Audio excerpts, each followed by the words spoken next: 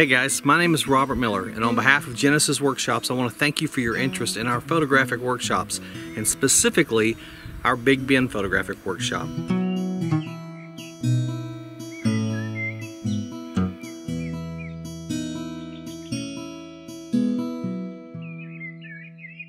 We wanted to make this video so that it would give you an idea of maybe what to expect, maybe the equipment you might want to bring, and maybe even ease some fears about where you're going to be and what you're going to be doing. So let's get right to it.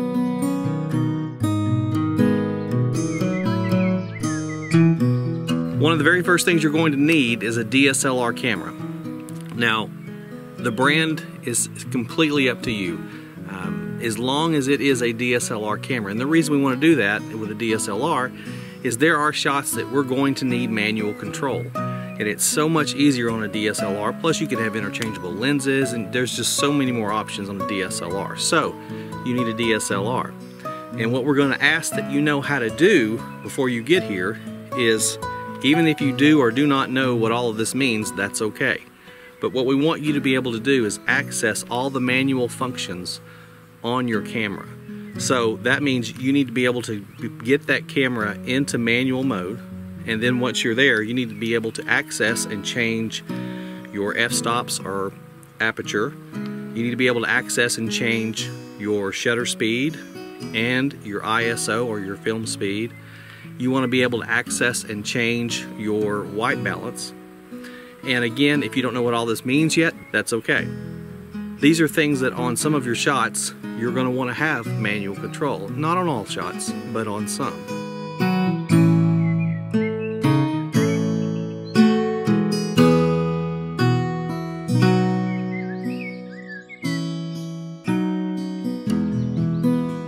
The next thing we want to make sure we have is what's called an intervalometer. Now, that's just a big way of saying we need to be able to take consecutive pictures back to back to back at a set distance of time. And some cameras have that built in. I use a Nikon D800E. I even have an older D700 that I bring a lot. Those cameras have that option built in them. Your camera may as well. If you're not sure, then check your owner's manual. And if you don't have your owner's manual, just Google it. Just check your model number, your camera, and see if it has an intervalometer built in it so that you can take care of these functions within the camera. If it does not have an intervalometer built in it, I even checked recently on eBay. Canon, Nikon, it didn't matter. You can get one for about less than $20, including shipping. It's pretty low investment. Now, if you want the brand Nikon or the brand Canon, you will pay more for it. But for what we're going to be doing, pretty much just about any intervalometer is going to work. You also want to make sure that you have extra batteries and extra memory cards. The last thing you want to do is be out there shooting, run out of battery power, and not be able to finish your shot or get the shot that you just absolutely love. And the same thing with memory cards. Make sure you have enough memory to take all the pictures your heart desires once you're here. You also want to make sure that you have a good selection of lenses. You may have one lens that you own that does everything that you're going to want to do, and that's great. But just give yourself the option of maybe a longer lens to be able to use a telephoto lens. And also, some shots are going to look fantastic with wide angles. So that is completely up to you as far as your lens choices. But the more options you have, the better off you'll be. So now you have your camera, your lens, and you're ready to go. We need to put all of that on a good, steady tripod. There are not many places in this park that you don't have gravel beneath you, or rocks, or you're maybe on an incline. So you want to have the option of making sure that camera doesn't move once you set it. So bring yourself a good tripod. Now, keep this in mind. There may be times when you're walking. So try not to get a tripod that's so heavy that it's difficult to carry around. Now, you can extend the legs out and use it as a walking stick, but you still don't want a tripod that's heavy that you have to keep up with. So just keep those things in mind, grab yourself a good tripod, and add that to your collection. Weather permitting, we want to try to do some nighttime shots, and one of the type of shots that we want to do is called light painting. If you're not familiar with it, well, it's done at night, and we use flashlights. So make sure you grab yourself a flashlight, something that's small and easy to carry, that has a high lumen value. So in other words, it puts out a very bright light. Most of them will have multiple options as far as brightness. You may can have a high setting or a low setting, but just grab something. It doesn't have to be a fancy light, but just something that has a fairly narrow beam that will produce a pretty bright light, and bring that with you. And another great thing to have, since we'll be moving around sometimes at night, weather permitting, as nerdy as this may sound, is the little headlamp. And those are fantastic for when you're walking so that you don't have to hold it. And again, as nerdy as it might sound, those are just awesome things to have. So grab you one of those. You can find those at Lowe's or Walmart. And sometimes it's good to find the ones with the little red light on them too. So if we're at a group and you want to look at something, you can turn your red light on without turning the white light on and disturbing everyone else. So grab your headlight.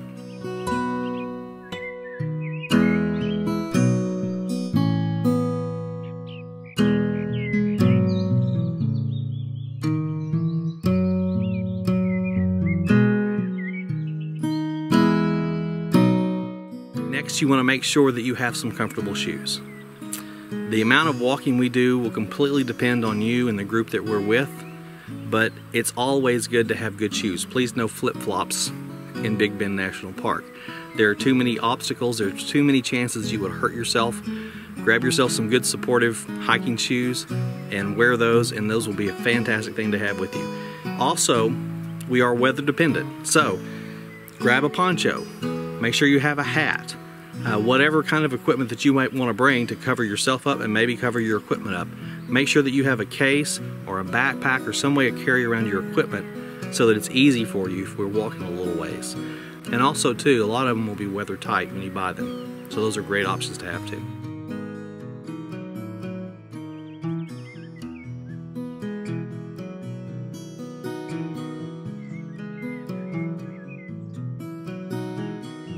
If all goes well and we do some nighttime photography, if we do star trail shots, clouds permitting, then those can take over an hour to shoot. And there's not a lot to do in the dark. So bring a lawn chair if you like. We'll try to condense our vehicles so that we take as few vehicles as possible, but I'm sure that there's places, I'll have a truck, we can put our lawn chairs in the back, and it's a lot more comfortable to sit during that time and look at the amazing sky that's above you than it is to walk around and stumble on rocks. So grab yourself a chair.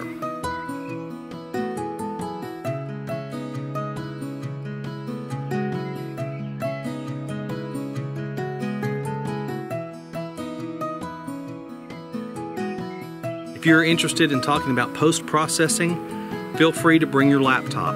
The software that I normally use is, well, in our case, the Magic 3, Photoshop, Adobe Photoshop, Adobe Lightroom, and then if we're doing star trail pictures, there's an absolutely free program. For the Mac, it's called StarStax, and it's completely free, and I will put a link for that on this video. And I believe they make the same thing for a PC. If not, it may be called Star Trails, but it's also a free program. I don't know why they do that for free. It's an amazing software program. If you do not have Photoshop or Lightroom, but you're still interested, you can download a 30-day free trial of both of those products from Adobe.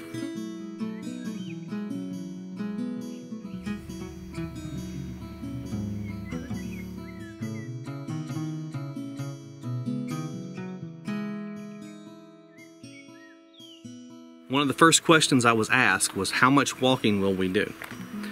Well, that often depends on our group, and it depends on our weather, and it depends on what's available in the park. Today I'm out here, and recently there was a lot of rain, so the road to Santa Elena Canyon is completely shut off because of floods.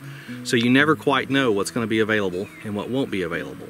In most of the locations we'll go to, you'll probably have the option of walking as little or as much as you want to in the time that's allowed that we will be at each location.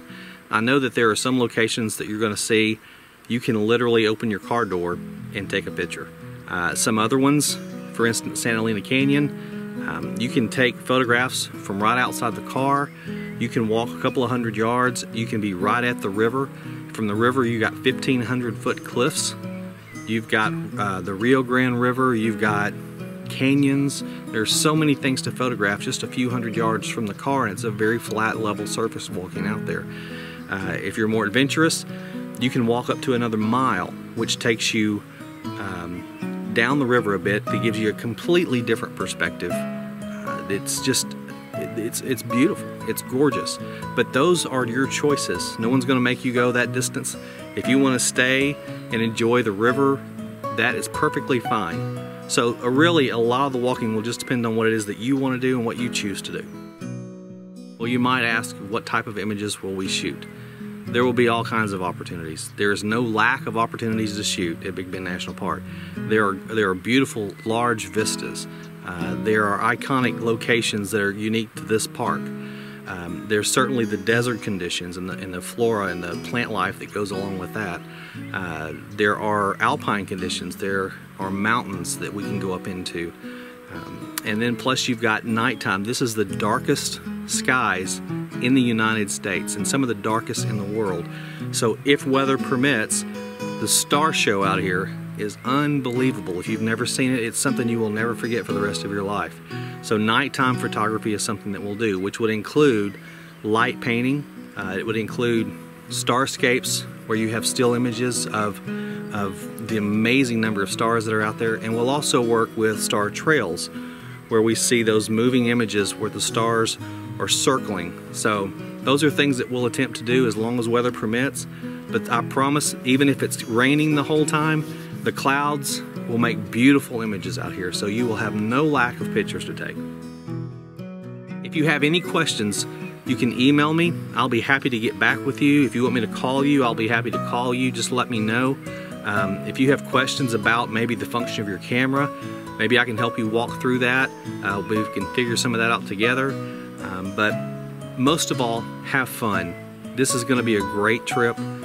It's a fantastic location. It's incredibly versatile, and I promise you, you can have just as much fun as you can possibly want to have. So, and lastly, bring patience and bring a great attitude.